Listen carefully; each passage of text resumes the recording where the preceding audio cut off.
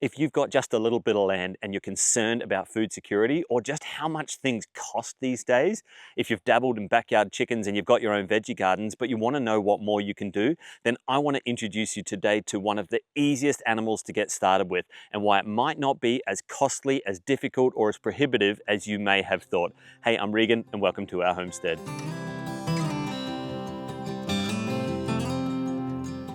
So in this video, I'm going to break it all down for you. We've been farming pigs both commercially and at a homestead scale for about 7 years now. We've got a foolproof system that makes pigs probably the easiest animal to get started with. If you're considering going into livestock, I want to suggest to you a bold claim. Starting with pigs is the best and easiest move you'll make. Yep, before cows, before goats, before sheep. Chickens don't really count, everybody does chickens. Pigs is going to be the best animal to start with. So I'm going to break it all down for you. Our system, how we work with pigs, what it costs, the total input costs, and what you're going to get out of it at the end. And stick around to the end of this video because I'm going to share with you the surprising bonus benefit you get out of using pigs in your system, and especially if you do pigs first. The main reason I want to suggest to you that pigs are the first real livestock animal you should start with is they are the lowest barrier to entry, both in terms of infrastructure, setup, complexity and costs, and in terms of skills and knowledge required to get into it. Now, here's a really important point to absorb. No matter what livestock you're considering, there's very rarely a difference between learning the skills and setting up the infrastructure for 5 animals versus 50 animals. Really, it's all just about scale. The same skills apply, and so you've got to do all of that learning and knowledge, and sometimes it's in the deep end with the animal right there on the property. I've been lucky enough in that we worked on a property that had multiple livestock operations, and so we gained experience in not only pigs, which I'm going to talk to you about today, but sheep, goats, dairy cattle, beef cattle, all sorts of poultry, ducks, geese, quail, guinea fowl, and of course chickens. And I can tell you that learning 5 animals is the same amount of time as learning 55 animals. And sometimes the infrastructure setup costs are exactly the same. The cattle yard you need for 5 cows versus what you need for 50 cows is just a few extra cattle panels, but all of those really expensive things like a cattle crush and a ramp and all of those other things, you need them regardless. And so pigs is quite distinct in that the infrastructure setup, the complexity of it and the costs of it, well, just have a look over my shoulder. We've got a half a rainwater tank as their shelter, a blue barrel, which I just happen to have around as their pig waterer, and then we feed them on the ground. I don't know if you know this about pigs, but they eat off the ground. In fact, they eat under the ground. Pigs are digging and rooting into the ground all the time, looking for grubs and bugs and roots especially. So the barrier to entry is really low. Getting started with them in terms of infrastructure is really easy, but working with the pig and learning the animal, they are probably the easiest animal to learn. And I can say this from experience. There are a lot of animals like sheep and goats that are really stubborn, and there are a lot of animals that can be quite scary. Whereas with pigs, they're kind of a smaller animal, but the main thing about them is their intelligence. They are really easy to train. And it's that trainability factor that makes pigs worth getting first, because you can actually set them up to kind of be self-sufficient on their own.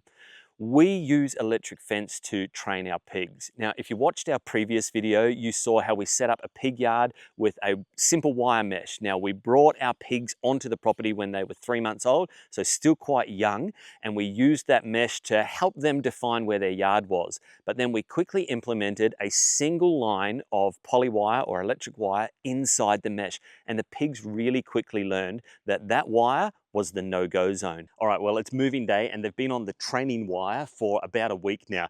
And so we just brought it in about 1 meter off of the mesh to see whether or not they would ever venture onto the other side of the wire and then get kind of held up by the mesh and get stuck there. And look, I don't know if you can see what I can see, but we had a whole heap of rain in the last few days and they've done all this digging. Of course, whenever it rains, it inspires the pigs to dig because it softens up the ground. And look, they have dug right up to the wire and not beyond. That tells me they've got it and we're ready to make the move. They are one of the easiest animals to train to electric fence. Yep, cows are pretty easy, and I've heard that horses are. I've never worked with them. But your woollier, hairier animals, llamas, alpacas, goats, and sheep, I would just almost never do on electric fence. Now you can probably see behind me, I've got 3 strands at the moment, and that's because these pigs have just moved to this area. So they were in that training pen. We made sure that they knew that that electric fence was the barrier that they weren't weren't to cross. It wasn't the mesh fence that was beyond that. And once we knew and could trust that they knew the electric fence, we did a pig move. And this goes really, really easily once you've got them trained to electric wire.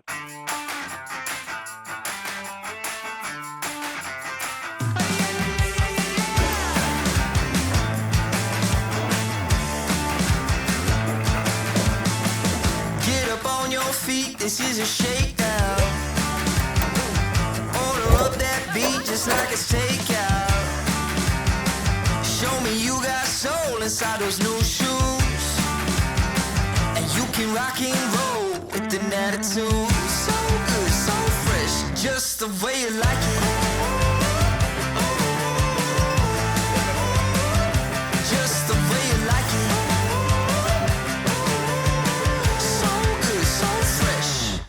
So we moved them here to this area, and I'm going to talk to you at the end of this video about why we're going to move pigs constantly. It's not just for the health benefits of, living in and amongst their own manure, or you having to deal with their manure, but I'll get to that later on in the video. So trainability is a major factor in why I think you should learn pigs first, because they end up doing half the work for you. Now, we will scale this electric wire down to 2 wires when I feel a bit more comfortable about it, and then just a single wire at snout height is enough to keep them contained. And I've run pigs like this where I've had 50 pigs in an area and not a single pig has dared to breach the wire. So let's talk about costs. I want to break this down into a few different sections. There's kind of the initial year, and that's going to be different if you do it our way, which is we start with them young. We do all the infrastructure and setup in that first year, of course, and then the feed costs are a little bit different as they're growing. Their feed input costs change, obviously, as they get larger. So we'll set that first year aside. Then there's just the ongoing annual cost. So that's basically feed and medication. And then you're going to end up with, well, what do you get out of it at the end? So let's start at the start. Now, I want to talk to you about our specific scenario. A lot of these numbers you can just scale up, but I would suggest this is a really good setup for the average homestead. We're doing what's called a breeding trio. So we were able to get our Wessex saddleback pigs from a breeder who had a number of different breeding lines. Actually, when it comes to the Wessex saddleback pig, let me tell you a little bit about them. The reason that we've picked this one specific breed is, and we've worked with a number of breeds, I think they're an ideal candidate for a homestead pig. 2 reasons. 1, they get to a really decent size, and 2, they've got a really, really good temperament. Now, I've worked with other pigs that butchers prefer, like the large Australian white, for example, that standard pink looking pig. They were a difficult pig to work with. I've worked with cute little, fuzzy, fluffy pigs before as well. They just don't get very big. And if you're talking butchering, well, that's going to be a consideration. The Wessex saddleback for me sits nicely in the middle. So you're probably asking yourself the question, well, then why don't commercial breeders use them? If they're so easy to work with, if you can get a large size animal out of them, can I let you in on a little inside secret? The consumer doesn't realize that there are hair follicles in their pork products, and they just don't want to see them. I don't know if you know this about butchering pigs, and sorry if this grosses you out a little bit, but this is kind of why we farm pigs. You don't skin a pig. Unlike other animals, say a cow, for example, where we're not consuming the skin. In pork, you are. And the way that that is kind of butchered, or part of the process, is after the animal is slaughtered, the hair needs to be removed. So the pig is dipped in hot water, which softens up the skin, releases the hairs, and then the hairs are literally scraped off. They're not shaved off, they're scraped off, which pulls most of them out of the skin, but not all of them. Some of them, especially the small, really wispy hairs, just break off. And those little hair follicles stay in just underneath the skin. Now, if you've got a dark-skinned pig, it's got dark hair. So the black part of our pig is black hair. The light or pink part of our pig is blonde hair. The large Australian white is the pig of preference because any hairs that are left behind in the meat, they're almost imperceptible to the consumer. I'm going to prove this to you. Go and get a slice of bacon out of your fridge and look really closely at that tough outer part of the rind. You are going to see little hairs in there, or at least where the hairs were. Now, the consumer, I guess, gets a bit grossed out when they see darker hairs in there, and maybe that's a reality that they just don't want to have to deal with. That's a whole other discussion for another day. I don't know that I necessarily agree, but it's not really a consideration for me. I mean, I'm butchering my own animals for my own consumption. I know the process, I know what's happening, and I know what I'm going to get out of it in the end. So why isn't a darker pig used commercially? That's the reason. So temperament-wise, the Wessex Saddleback is a really, really gentle temperament. In fact, I'm not sure that I would be sitting in the middle of a pig paddock like this with your typical commercial pigs. They can get pretty, well, even dangerous actually. Okay, setup costs. What does it really cost to get set up? Well, there's the cost of your pigs. So we went with Wessex Saddleback pigs and we found a breeder that's known in Australia for having a pure breed. So he keeps records of all of his bloodlines. And so we bought 3 pigs off of him and that cost us $600. There are a few other Wessex Saddleback breeders around, but within about a 500-kilometer radius of us, there's probably only 2 or 3. So they're not a really well-known pig, but they're probably a bit more well-known in homesteading circles. So there's the cost of your pigs. That's going to cost you $100, $150, $200 a pig, depending on the breeder. Then there's the infrastructure costs. So the shelter should cost next to nothing. You should have something lying around your homestead. You should be able to get pretty creative. I bought a rainwater tank that I wanted to use as like a stock tank pool. And so I'm not attributing the cost of that to this because that was for a separate project, but the offcuts got turned into a pig shelter. So I'm calling that free, but you could probably pick up, yeah, like a secondhand rainwater tank or something else that you could turn into a pig shelter. An IBC tank or container is probably going to be a bit small depending on your pig breed, but you could start out that way. You just want to give them some sort of shelter to get in and out of the weather and to keep warm because you're going to pad that thing with straw. Then there's your electric fence. I guarantee you want to train pigs on electric fence. You can do it in plenty of other ways. You can use like those cattle panels. I've done that before, but electric fence just makes your setup so much more flexible. So you're going to be buying a solar energizer, that might cost you a couple of $100, a roll of poly wire, let's call that $50, and then $50 worth of electric fence posts. So for about, let's say $300 for your electric fence setup. Then there's your waterer. So you want to make sure your pigs have adequate supply to plenty of water. You don't want to be watering them every day. So a barrel and a waterer nipple, which you can get off like eBay or Amazon for a couple of dollars. I mean, again, a barrel you've probably got lying around, or you should be able to get something like that or equivalent for pretty cheap or next to nothing. So again, you're talking like $50.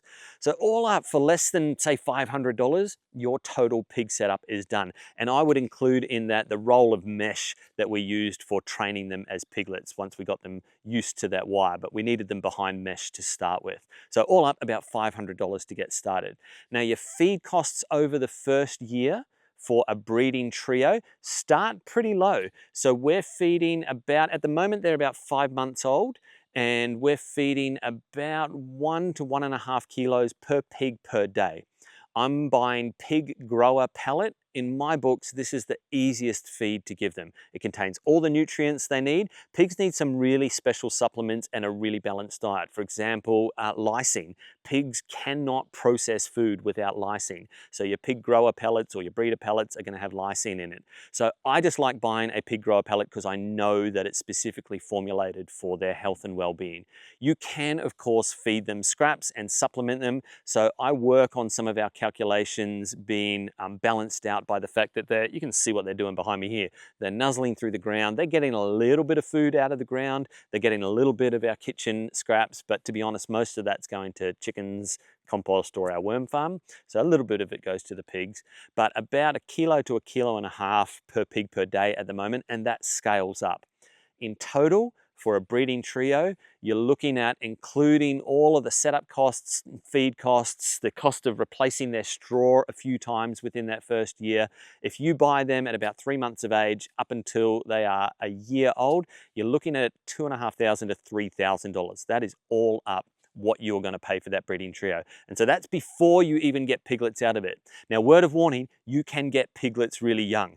I learned the hard way when I started pig farming that a female pig can get pregnant at about 4 to 5 months of age. So we are looking to separate these guys really soon because our boar and our sows are getting really close to that age. We haven't seen any activity yet, but I don't want them to get pregnant too early. That could be disastrous for them.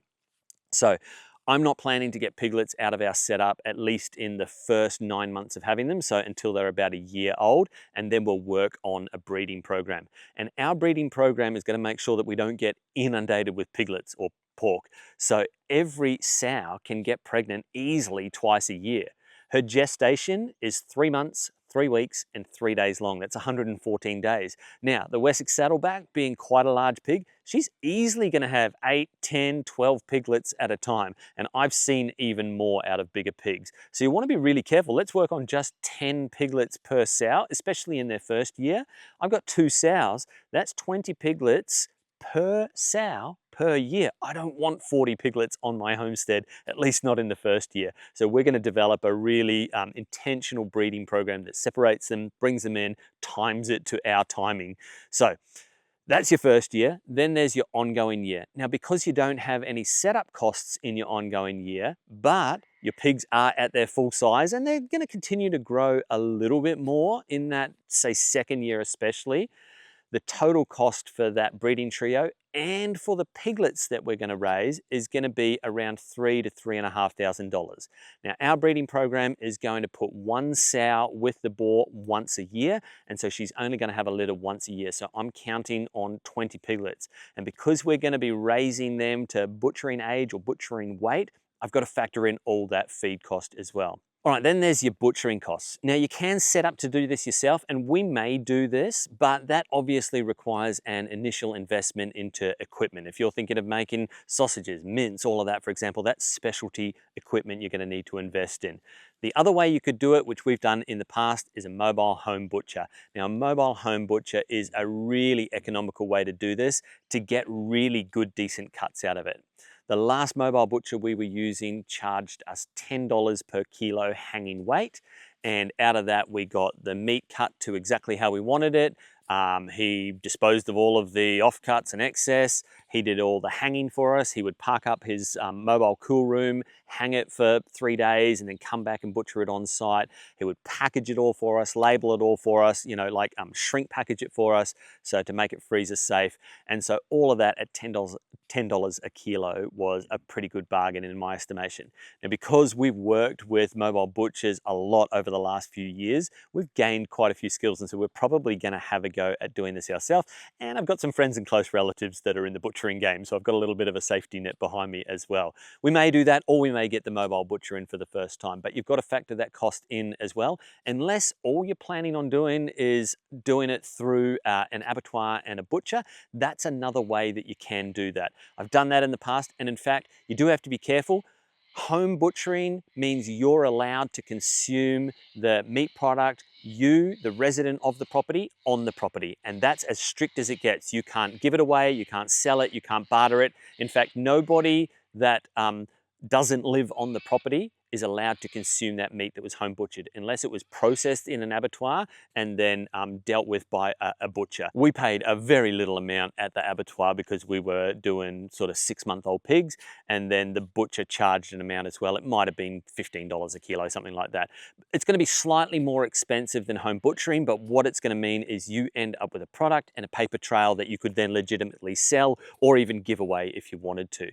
So unless you're planning on doing live sales of piglets, you're going to have to consider what you're going to do with all that meat. So the specific breeding program I'm working with is 2 sows, 1 litter each a year, so 2 litters of about 10 piglets each. That's going to be 20. Now, I will sell some of those because even that's probably going to be too many. You could just go down to 1 sow if you wanted, but I kind of like that backup and that ability to be able to rotate them and not kind of keep them in pregnancy so often. But that's going to end up with 20 piglets. So I do think I'm going to need to sell a few. Then we'll raise them until they're about 5, 6, 7 months old. I'm looking for basically a hanging weight or a dressed weight of about 35 kilos. And the reason I've worked on that number is because I know my input costs are going to be $3,500 for the year. So 35 kilos, 20 pigs. If you do the maths, it ends up at $5 a kilo for all your pork. Now that is pretty amazing.